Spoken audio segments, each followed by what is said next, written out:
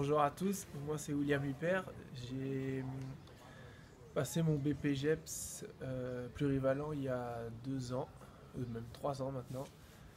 J'ai enseigné pendant 2 ans au Yacht Club de Saint-Lunaire. Donc j'ai enseigné sur du tout public, en voile. J'ai aussi fait de l'entraînement en planche à voile, plus spécialement. Alors du coup, William, est-ce que tu peux nous raconter un bon moment d'entraînement que tu as eu, si tu as eu une situation dans laquelle tu as pu voir que tu avais fait progresser quelqu'un? Ouais, bah, il y en a eu plusieurs des situations, mais j'ai une situation que j'ai un peu plus retenue. Je me rappelle d'un jeune coureur en slalom qui avait des difficultés à prendre des départs. Donc les départs sur le slalom en windsurf, c'est un départ lancé sur une ligne de départ au travers.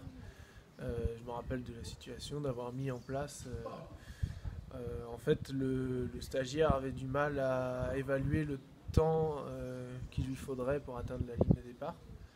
Donc je me rappelle avoir mis une bouée à une certaine distance de la ligne de départ et je l'ai fait passer plusieurs fois entre cette bouée et la ligne pour qu'il prenne des repères de temps, combien de temps il mettrait à parcourir cette distance.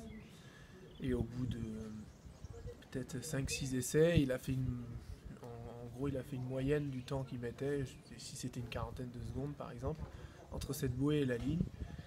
Et donc ça a permis de lui donner un repère en fonction du temps, de la vitesse, pour pouvoir franchir la ligne.